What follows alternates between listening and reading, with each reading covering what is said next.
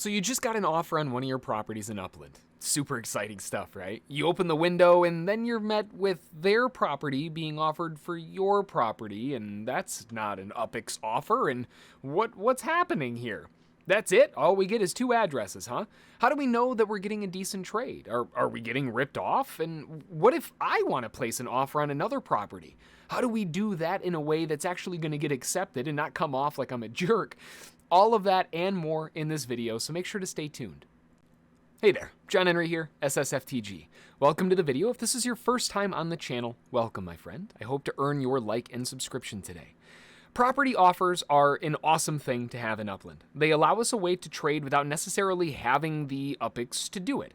At the same time, they can be confusing and dangerous and possibly cause some pretty vicious losses if you don't know what you're doing or if you're not familiar with the Upland economy and the game system mechanics. A property offer is, well, a little different than an UPX offer in that you won't be getting any UPX from the transaction. You're literally swapping properties. The awesome thing about that is you have the flexibility even if you don't necessarily have the UPX. A quick tip though, be careful. When you receive an offer, the accept and reject buttons are super close to clicking on the address to see what it is. And if you accidentally accept an offer that you didn't necessarily want to, that could cause some problems. You don't want to fat finger the wrong one. It can get expensive. But that's really all it is. When you go in, you can choose to offer for a property and you can select the offer type. Now, if they're accepting property offers, then I'll be able to choose property from the dropdown, and then I can select the property that I want to use for my offer. And this is where things can get a little bit crazy. When considering a property offer, it's more than just the sheer UPX value. Sometimes you may have other things on it that you could miss if you aren't careful. Structures that are built on properties, collection pieces, all of those things are obvious for everyone to see, but there are a few other things that you could easily miss on a great trade. A big one is business tags, and I've actually got a couple up here. When you open a trade for a swap, in this case, when you click on the property to see, you won't actually see any business tags. So when you offer this to somebody else, when they go to see it, this is what you would think they would see, but they don't actually see any of the property tags, which is a little bit of a bummer. And maybe that's a glitch, and maybe that was just a bug on one of the other ones that I was testing. But when I sent an offer to somebody else and I looked at the property, it didn't show any of my business tags. So to be safe, there are a few things that I want to make sure of when checking an offer, and we've got to take our time. If they pull the offer while we're researching it, who cares? So what? Don't rush it, or you're gonna make mistakes. Check out the property that they're offering you. Navigate over to the property that they're offering you and check it out. Is it in a collection? You can check by clicking the up arrow and clicking on the collections information. It will show you what collections it's available for. Maybe it's in a hot area in the game if you're keeping up on the Discord spot where they're building a hub. Maybe there's a townhouse built on it. Don't forget to check the street view too. Street views can be a really cool thing to look for, and there are people who love collecting properties just for the street view. We also need to swing over to upxland.me and Upland Optimizer sometimes to double check the stats on mint prices, transaction history, that kind of stuff. That way, once you have an idea as to what it is that they're really offering you, you can go back to your property and consider what you have. Check all the same stuff on your property as well to ensure that it's a fair valuation. Don't just look at the UPX value of the properties, look at what it's bringing to the table. Is it completing one of your collections? That might be worthwhile for a slight loss in UPX, that's okay. Maybe it has a really awesome street view that you just have to have and you lose a couple thousand UPX in the deal, not a big deal. Or maybe you can offer somebody else a way to complete their collection for a property that they have extra of. The beautiful thing about blockchain is you can go into their profiles, see what they have available, and try to do some homework and see if you can help them out too. So for me, I need more properties in the lower 9th Ward to complete my collection in New Orleans. I don't know what happened. I probably sold it on accident. It happens sometimes, but I need to go and pick up a couple. And I want to throw some offers in and use this as a really good time to show you how it all works. But remember, when you're making an offer, don't be a jerk, right? Think about what kinds of offers you would like to see come across your table. Understand, though, whenever it comes to any kind of swap or trade, someone's going to be losing value. It's just part of it. A completely and totally equal swap, and almost that's never going to happen, right? And if it is going to happen, there's going to be like a slight variation in one of them because nothing's ever exact or perfect in that sense. So make sure it's benefiting you in some way, and if you can get it to benefit both parties, it's that much better. And on top of that, when you do a little bit of research and go into the person that you're trading with, maybe you have a property that can complete one of their collections. That increases the odds of you getting your trade actually accepted. So when looking for properties, I just want to go into New Orleans and I'm looking for the mint price, and I want the lower 9th ward, and I just want properties that are owned. I don't necessarily care if they're for sale. If they're for sale already, you can start there because obviously they're looking to move them, but I also like looking at these types of ones that haven't really moved a whole lot or it's been a very long time.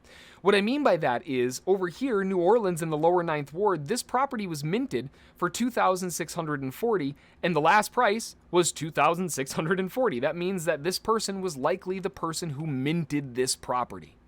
So we can do a little bit of research and go in and see what kind of properties do they have? Where are their properties? Do we have anything that they could use to try to fill out something of theirs that we could offer? So here, doing a little bit of research, I can see that they only have 3 properties that are the lower 9th ward. So the likelihood of them accepting this trade right out of the gates isn't very high because I'm going to be wrecking one of their collections, and then they're going to have to do the same thing I'm doing. What would be really beneficial is to find somebody that has several of them in there that they're not going to miss 1 or 2 of them. Now, there's a really easy way to do this. It's simply just sorting by the owner's name. When you use the sort function by sorting by name, then you can just go through the list and see how many do they actually have. If there's 3 next to each other and that's it, well, then that's it. They only have the collection because the collection here is only 3, and I'm probably not going to get them to get rid of one of them.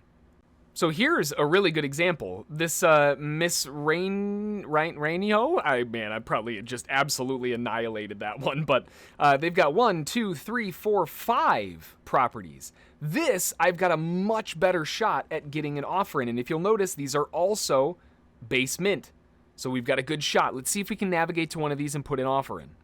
Now, while I'm navigating over to this property in New Orleans, we also need to double check that when we land here, we land on the right one. You don't want to accidentally buy the wrong one. If you saw me minting in, I think it was South LA or North LA, I accidentally minted the wrong IHOP. It turned out to be okay because it was just the back room, but you don't want to mint the wrong thing. It's a real bummer. Now, this one that we're looking at isn't going to be for sale, but we need to double check that we've got the right person. That's not the right person. What about this one? There we go. So now we know that we've got the right person. So once we have the right person, what we want to do is double check a couple things first. Remember, we don't want to be a jerk here. We want to offer up a good trade. Now, here is something of a consideration that we should bring a little bit interesting here. All of the properties that this person has, they're all part of the City Pro collection, meaning that he's got 5 of them, right? So all 5 of these aren't actually part of the lower 9th ward collection, they're part of the City Pro collection. So I would be better off offering them something from New Orleans so they can keep within this collection. This is what researching is all about. Of course, we do also want to double check that we're not going to screw ourselves, so we want to make sure what the lowest prices are in the area. Currently, the lowest prices are around $15,999, so the properties that I'm going to be offering up should be around like $15,000 or so. I'm just trying to complete my collection, and I don't want to put the other guy out of his collection either, so I'm going to try to find one of my properties in New Orleans that's around about a fair value swap. Perfect, and after digging around, I was able to find one. I've got one in Gentilly Woods in New Orleans. So, first off, if we go back to the property and go to offer, and then we'll go to select offer type, and we'll select property. And from the list, we're going to choose our property that we want to offer up. All right, I've got my property here, 4842 Desired Drive. I can select that, and once I've gotten the one that I want to choose, I can click Make the Offer. It'll ask if I'm a robot or not, just like normal. And after the good old code, let's get that in, and now we have successfully offered our property for theirs. That's really all there is to it, pretty straightforward stuff. Now, another note, after you place a property on offer, when you go over to your property, you'll notice that it says this instead of normally like for sale or anything like that. This means that it is currently being offered for another property, so you can retract this to take it back. Another way, if you wanted to cancel your offer, if you go down to the three dots, click on your properties on the left side there, and then go to Sent Offers on the top right, you'll see your offer inside of here. You can click on either one of those properties and cancel that as well to cancel the offer. Sometimes people just don't respond. Sometimes people don't feel like rejecting the offer. Maybe they don't want to feel mean. I don't know, whatever the reason is, but usually if I don't have a response within like 24 hours or so, I'm just going to cancel it and move on. Property offers are an awesome part of Upland, and they bring some really useful utility in with them. I hope this helps you understand how offers work and how to not only check offers that you receive, but also send offers that have a really good shot at getting accepted as well. If you aren't in Upland yet, click the link in the description to get started in this incredible metaverse. By clicking the link, you get started with some starting UPIX to get going, as well as a monster 50% bonus to your first UPIX purchase with a cap of 50,000 UPIX. That means that if you bought $100 worth of UPIX, you'd get $150 worth.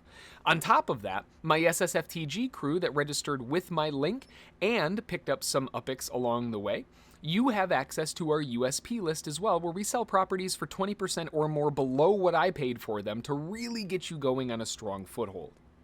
If you have any questions, thoughts, topics for new videos, or even amazing street views that you want to share with the rest of us, drop them in the comments. I always love hearing from you all. Until the next one, thanks for watching, and we'll see you then. Bye.